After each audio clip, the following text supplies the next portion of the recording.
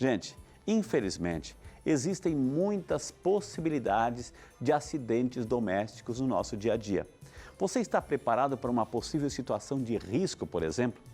É sempre importante ter informações e ficar atento aos pequenos detalhes em nossa casa, para nos alertarem. Mais uma vez, eles estiveram aqui, foi uma alegria tão grande, foi assim uma aula de conhecimento fantástico e vamos receber, gente, com muito carinho. Nós agradecemos toda a corporação, ao Corpo de Bombeiros de São Paulo. Mais uma vez, vamos receber aqui nos estúdios o Corpo de Bombeiros de São Paulo, o Tenente Rafael Brito. Bom dia, bem-vindo! Saudade de vocês já, hein? Saudade. O Sargento Henrique, né? E o Cabo Palandi, né? Que maravilha. Bom dia, bem-vindos. Assim, eu sei que foi tão comentado, Tenente Rafael, o programa que vocês tiveram aqui, nós falamos sobre queimaduras, falamos sobre também situações de engasgamento. Vocês ensinaram tantas situações valiosíssimas que hoje a gente pediu assim para vocês voltarem e vocês carinhosamente estão aqui de volta. Muito obrigado em nome da TV Aparecida, viu? Eu que agradeço e a gente fica feliz com as pessoas terem recebido a informação, terem se interessado por um tema tão importante. Vamos conversar um pouquinho? Por favor, sente-se, fique à vontade. A nossa produção tratou bem vocês aqui? Muito bem tratada. Maravilha. Essa produção é boa demais, gente. Então, a outra vez, assim, vocês deram uma aula fantástica de alguns primeiros socorros, porque isso acontece no dia a dia, uma queimadura no dia a dia, um engasgamento no dia a dia, um desmaio, um ataque, e vocês trouxeram informações valiosíssimas que quem está em casa, assim, se não assistiu o programa no dia, pode entrar no YouTube, acompanhar e aprender, porque vale a pena, gente, são informações valiosíssimas. Eu sou daquele que estou defendendo que, antes de começar um show, por exemplo, um jogo de futebol, o Corpo de Bombeiro devia estar lá no meio do campo para ensinar para o Brasil inteiro e para aqueles torcedores todos essas técnicas valiosíssimas que salvam vida. Hoje, o que vocês vão brindar os nossos telespectadores? Bom, diferente do outro programa, quando a gente trouxe algumas manobras que podem ser realizadas em casa, por qualquer pessoa, hoje a gente trouxe um equipamento, que é o DEA, o desfibrilador externo automático, que é para alguns casos em que a pessoa está inconsciente. Tá. Esse aparelho, ele vai fazer uma análise da vítima, da frequência cardíaca e vai dar instruções ao socorrista do que proceder ali no momento. O aparelho aqui, né, ele não vai realizar um choque real, mas ele vai simular e é o equipamento que a gente usa para treinar brigadistas e o próprio socorrista do Corpo de Bombeiros. Ok, então em situações que se usa esse equipamento, já a gente vai colocar em prática tudo isso, uma pessoa desmaiou, está desacordada, pode-se usar? Sim, sim. O aparelho ele é bastante seguro e ele é bastante... Mas nesse caso de desmaio, a pessoa está desacordada, uma pessoa que está tendo assim, por exemplo, um ataque, um ataque do cardíaco aí, doutor, pode usar também? Nesse caso, sim. Esse aparelho, ele é diferente do hospital, porque às vezes a gente vê em filmes ou em novelas, o médico utilizando aquelas pás para aplicar o choque. Parece dois ferros de passar, se coloca em cima do peito. Assim. Exatamente, e pede para todo mundo se afastar e dar o choque. Aquele aparelho, ele é manuseado exclusivamente por médicos. Quando a gente fala choque, é um choque mesmo? Ele é uma descarga elétrica. Porque quando a gente fala do coração, a gente fala assim, um eletrocardiograma é tem eletricidade que nós temos no nosso corpo, né? Sim, o movimento do músculo coração, ele é feito por um impulso elétrico. Entendi. Então, o sistema nervoso direciona um impulso elétrico e faz um movimento cardíaco. Esse aparelho ele vai ser utilizado quando existe algum problema nessa parte elétrica do coração. Entendi. E ele começa a fibrilar. Literalmente ele treme dentro do peito e não bombeia o sangue. Agora, Tenente Rafael, eu não fiz essa pergunta vez passada, me lembrei agora assim, mas assim, todos os bombeiros são treinados para fazer isso ou dentro da corporação, por exemplo, o senhor é médico? Não, não sou médico. Mas vocês são treinados. Todos os bombeiros são treinados para fazer isso? Sim. No Brasil, a gente não tem a figura do paramédico. Entendi. A gente tem a figura do médico, do enfermeiro, o técnico de enfermagem e o bombeiro ele se classifica como o socorrista. O socorrista. Tá. Seria o nosso enfermeiro seria mais próximo do paramédico. Entendi. O bombeiro, ele faz o resgate, faz salvamento e medidas de primeiros socorros. Entendi. Só que ele não procede manobras invasivas. Entendi. Ele, por exemplo, ele não ministra adrenalina, ele não ministra nenhum medicamento. Não vai Isso fazer é uma privativo. cirurgia, etc. Mas, Exatamente. Assim, por isso que a gente fala, o primeiro socorro. Então, vocês têm esse treinamento para manusear tudo isso, para dar o pontapé inicial do tratamento aí. Exatamente. Em todos os cursos de formação do bombeiro, existe a matéria resgate, que é onde é tratado o APH, que é o atendimento pré-hospitalar. Que é no momento da emergência ou numa situação de residência, antes, é pré-hospitalar, antes do atendimento hospitalar. A matéria o Corpo Bombeiro faz isso? Exatamente. Eu acho que devia ser uma matéria para todas as empresas ter essa preocupação também, né? Bombeiros realmente assim estão sempre na frente, viu? Parabéns assim à corporação por isso, por esse carinho que tem, por esse respeito à vida, né, que tem.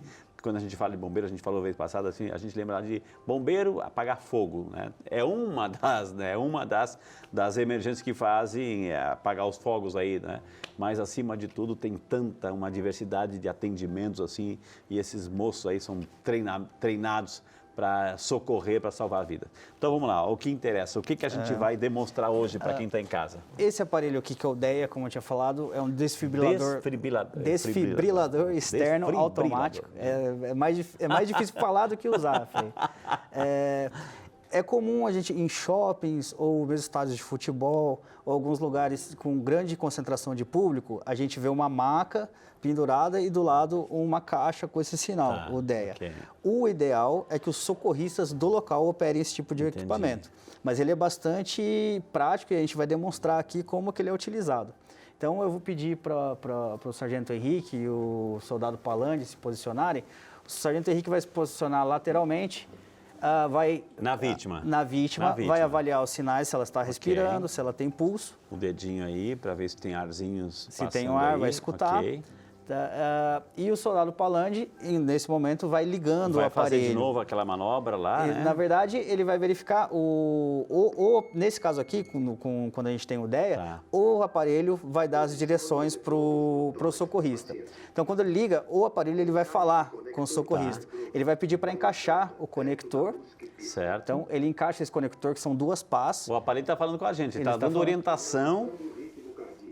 Essas pás, elas já vêm com uma gravura de onde ela deve ser posicionada. Ok. Então, por essa gravura, o socorrista ele é orientado onde vai ser posicionado.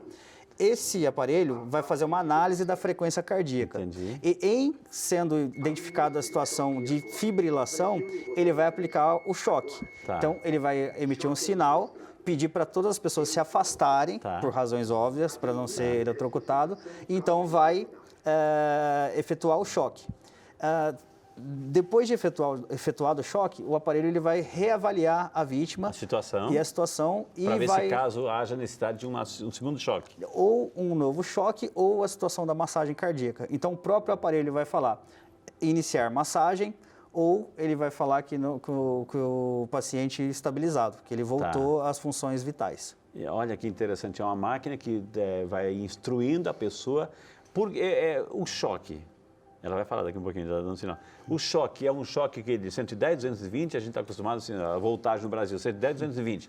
É mais ou menos assim, uma corrente elétrica assim, uma descarga? Na verdade, a voltagem ela é alta, porém ele não tem corrente elétrica. O grande risco do choque elétrico é quando se combina a voltagem com a corrente elétrica. Por exemplo, numa tomada de 110 volts, a voltagem não é tão alta, mas a corrente elétrica é alta, então existe a chance de ser fatal. Entendi. Aqui ele é só um pulso elétrico. É uma grande diferença de potencial.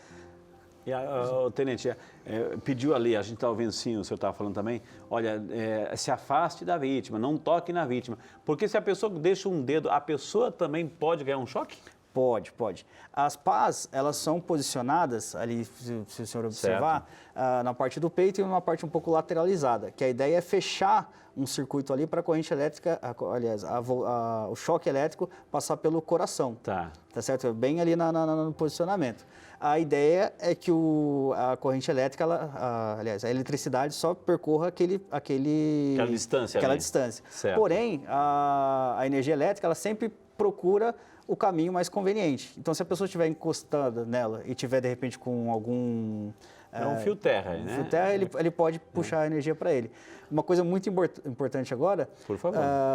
Quando for fazer o posicionamento das pás, a pessoa que vai aplicar vai ter que ter certeza absoluta que a pessoa não usa um marca-passo, por exemplo, e vai ter que retirar todos os objetos metálicos da pessoa. Relógio, pulseira, colar, brincos. Porque é metal, né? É metal e é condutor de eletricidade. Então, você está ouvindo em casa? Né? Vamos escutar um pouquinho então aí, né? Ok. Ele vai dando, pode até desligar agora, isso. porque o aparelho ele vai continuar avaliando a vítima, e no caso de parada que não tem pulso, ele vai pedir massagem. Aí, tenente, o próprio aparelho vai dizer assim, ó, faça a massagem, ele vai dizer, faça a massagem. Aí a pessoa tem que, até o aparelho de novo, reavaliar a situação. Isso. Paralelo a isso, o socorro está sendo acionado, né? Isso daqui é no local, na parada, até chegar o socorro para o transporte da vítima. Enquanto estão fazendo isso, tem alguém ligando para o 93, para o 92, pedindo socorro. Exatamente. A massagem cardíaca, ela é realizada, inclusive, dentro das viaturas do SAMU e do bombeiro. Então, no caso da pessoa não voltar o pulso, continua-se a massagem até o hospital, onde vai ser ministrado medicamentos, é a questão do médico. Então, isso aqui é um equipamento obrigatório, onde tem grandes concentrações, ou seja, um shopping, um estádio de futebol, uma casa de shows, etc., é obrigatório ou é aconselhável ter? Tem algumas edificações em que é obrigatório ter esse tipo de equipamento, né? Conforme a ocupação da edificação. Né? Então, quando tem muita gente, é obrigado a ter o bombeiro civil, é obrigado a ter socorrista, e esse é um dos equipamentos que tem que estar presente. Agora, tenente, isso aqui, ok, já chegou, isso significa que já foi chamado o SAMU ou já foi chamado o bombeiro? Já foi chamado, né? Que a pessoa está fazendo esse... Mas enquanto não se chama ou não vem o aparelho, a pessoa tem que fazer a ressuscitação ou não? No caso desse aparelho aqui, Frei, o próprio aparelho vai dizer o que tem que ser feito. Quando se posiciona então, mas não chegou o aparelho, não tem o aparelho ainda, a pessoa está desacordada. A gente aí recorda aquele primeiro programa que a gente fez, tem que fazer aquilo lá. Continua a massagem até o socorro. Entendi. Isso é importante a gente ter presente porque isso é um particular que quer adquirir isso daí, tem em casa? Na verdade, isso daqui é vendido em lojas especializadas, não é uma coisa que vai chegar na farmácia e vai encontrar. Porém, não tem restrição de compra por se tratar de um aparelho bastante seguro. Né? Tenente, não sei se tem relacionado ao tema aí do equipamento, mas numa hemorragia, a pessoa está lá, se acidentou, ou até num acidente de trânsito, caiu da moto, a pessoa está lá no chão, e o sangue está vazando. O que eu tenho que fazer? Nesse caso de hemorragia... Tem a ver com agora o equipamento ali? Na verdade, eu vou dar descanso para os coitados. Você está dando um descanso. Como eu disse, esse aparelho era para uma questão do ritmo cardíaco. Né? No caso do coração estar fibrilando e não estar exercendo a função fim dele, que é bombear o sangue. No caso de hemorragias, a gente faz contenção, curativos, né? E só no ambiente hospitalar que faz sutura, alguma coisa desse tipo. O ideal, quando a gente vai tratar alguma hemorragia, algum corte, é posicionar um pano limpo ou uma gaze esterilizada ali e, à medida e pressionar o local com força para tentar estancar o sangramento. Em essa cobertura, essa gaze, esse pano sendo totalmente embebido e começar a vazar, a ideia é não trocar. É sempre sobrepor outras camadas, na medida do possível, até um profissional médico que possa realizar a sutura ali e realmente, de fato, estancar. Por que quando a gente vê, assim, tanto nas rodovias, nas ruas, etc., tenente, que quando a gente vê um acidente, claro, tem um isolamento, a orientação, assim, não mexa na vítima? Por que a pessoa está lá caída, às vezes se mexendo, gemendo, etc., por que a orientação é não... Porque pode ter uma hemorragia, pode ter uma fratura, etc. Mexendo, a coisa se complica? Como é que é? Sim, é uma infinidade de fatores de possibilidades que podem ser pioradas. No caso do trauma, olhando só olhando não dá para ter ideia se tem algum osso rompido ou alguma coisa. Então não mexa. A ideia é não mexer, porque, por exemplo, né, na questão de um trauma forte onde se fratura uma costela, ela vira literalmente uma estaca, né? Então, na movimentação da pessoa, você pode perfurar um pulmão ou algum outro órgão. O mesmo vale para outros ossos, né? Tá. Por exemplo, o fêmur é um osso muito grande, é muito comum em acidentes de trânsito quebrar o fêmur e ele vira literalmente uma faca. Então, quanto mais movimentar, pode acontecer o rompimento de alguma artéria e piorar a situação. A gente vê que uma das primeiras manobras que vocês fazem, os socorristas fazem, é justamente isolar o pescoço. Tem como é que é o nome? A cervical, estabilizar a cervical. Né? Tem um equipamento que se coloca no pescoço para isolar, para não mexer ali? Sim, existe o colar cervical, exatamente para imobilizar essa parte, né, da vítima, que realmente é vital. A coluna cervical é por onde passam as principais artérias, os principais nervos. Então, é muito importante permanecer o máximo de integridade ali para o socorro da vítima. Aí eu chego em casa, tenente, eu chego no apartamento, eu abro a porta, tem aquele cheiro de gás, né, que está saindo da cozinha lá. O que eu tenho que fazer? A primeira medida, aliás, o que não fazer, o mais importante, não acender nenhuma lâmpada, não acender nada. Nem lâmpada? Nada. E procurar desligar a energia elétrica o mais rápido possível. Tá certo? O próprio interruptor da lâmpada, no interruptor, ele pode produzir uma faísca e suficiente. E aí a gente tem duas situações hoje que a gente vive no Brasil.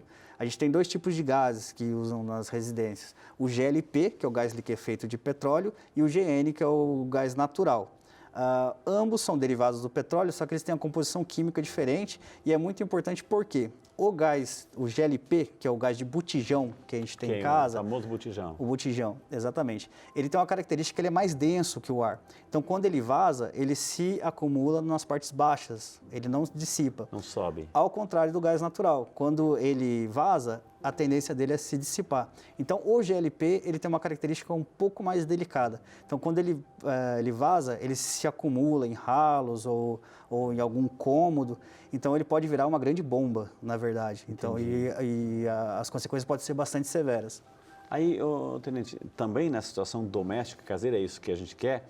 Aí, de repente, a pessoa entra e tem fumaça em casa, não sei de onde está vindo, ou seja, a fumaça tende a subir, eu tenho que me abaixar, engatinhar para ver o que eu tenho que fazer. Sim, novamente, o ideal numa residência em que tenha o indício de incêndio, né, como uma fumaça, um vazamento de gás, é desligar a energia elétrica, porque invariavelmente uma das grandes causas de incêndio é curto-circuito ainda, pelo menos no residencial. Ou vazamento de gás, tem algumas situações com vela, mas a grande maioria é por curto-circuito. E em grande parte desses princípios de incêndio, só o fato de desligar a energia elétrica já colabora de sobremaneira para a extinção ou para cessar o incêndio naquela momento. É uma questão do gás, desliga a energia elétrica e depois acende uma vela. Não ajuda em nada, né? Ou seja, é justamente para evitar acender até a ideia, né? Tem que evitar, né? E ainda sobre o gás, uma curiosidade é que tanto o gás natural quanto o GLP, ele puro, ele não tem odor nenhum. As empresas, elas colocam um odor característico, um aromatizante, exatamente para a gente identificar pelo olfato se acontece algum vazamento. E no caso, a pessoa está brincando, está jogando um futebol, um impacto, etc., vai pular e quando cai, a gente sabe que fraturou, né? Quebrou algo, um osso quebrou. E aí? Fazer? Esse é um caso de deixar a pessoa deitada, né? Colocar ela em decúbito ventral. Okay. Aí eu posso tocar nessa pessoa? Exatamente. E, com muito cuidado, estabilizar a cervical, mas o mais indicado é chamar socorro. O que não se deve fazer em hipótese alguma novamente. Pegar no colo e levar no carro. Pode complicar a situação, ou então tentar voltar. Às vezes tem colocar no lugar? Colocar no lugar, exatamente. Às vezes a pessoa torce alguma coisa, as pessoas têm o reflexo de tentar puxar alguma coisa. Então, não façam isso. Pode piorar a situação. Só um profissional habilitado, né, no caso um ortopedista, que vai saber lidar com essa situação. Agora, eu deixo estabilizado, coloco alguma coisa, um torniquete ali, um pano, etc. A ideia é movimentar o mínimo possível. A ideia de torniquete também é uma coisa que está sendo revista em vários protocolos de socorro. Porque antigamente tinha-se muito a questão do torniquete, picada de animal, torniquete, fratura, torniquete, e tem se verificado que em alguns casos ela pode até agravar. Então, avaliando-se, né, os benefícios e os malefícios, hoje os novos protocolos realmente o torniquete ele está sendo praticamente banido do socorro, pelo menos de primeiros socorros. Gente, são situações que a gente citou aqui do dia a dia. Isso acontece com qualquer um de nós. Qualquer um de nós. Por isso que a gente trouxe hoje os especialistas em primeiros socorros, né, os bombeiros, para trazer essas informações valiosíssimas. Tenente Rafael Brito, por favor, entre aqui na nossa salinha da saúde. Situações, eu gostaria que o senhor colocasse para quem está em casa, no dia a dia. Por exemplo, a pessoa que tem uma pessoa mais velha, um idoso em casa, pode deixar tapete, espalhar tapete aí pela casa, tenente? Bom, o recomendado quando a gente tem um idoso ou alguma pessoa que tem algum tipo de dificuldade de mobilidade é adaptar a residência o melhor possível para essa pessoa. Então, evitar tapete ou piso muito liso, ter muito cuidado quando for fazer a limpeza da residência para não deixar nenhum resíduo e o piso molhado que pode acontecer algum acidente com essa pessoa. E as escadas? Tem muita gente sim, que mora em sobrados, etc., tem lance de escada.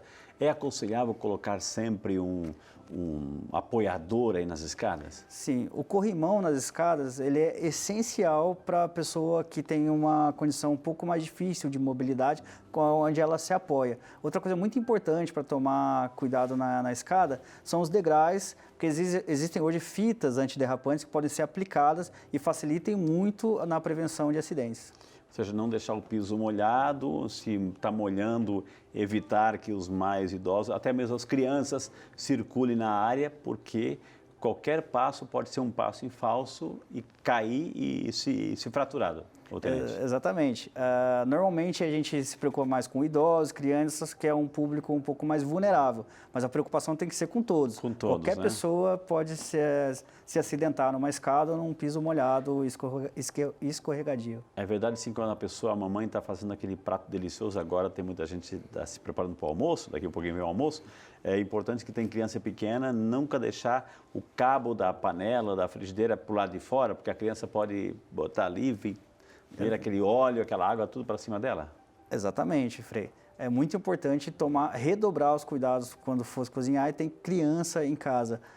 O ideal é que não deixe a criança nem se aproximar do fogão. Mas uma das maneiras de prevenir que ela tenha algum tipo de acidente é exatamente voltar as alças da panela para o lado interno do fogão. A gente sabe que em muitas casas, já vou fazer as perguntas aqui, muitas casas assim, tenente, é verdade, gente, é verdade, eu tenho que dizer, muitas gambiarras, assim, gambiarras elétricas, assim, tudo isso, acho que é melhor chamar um profissional, alguém que entende, a ter que fazer essas gambiarras, porque aí pode ficar fios soltos, desencapados e a consequência pode ser mais trágica.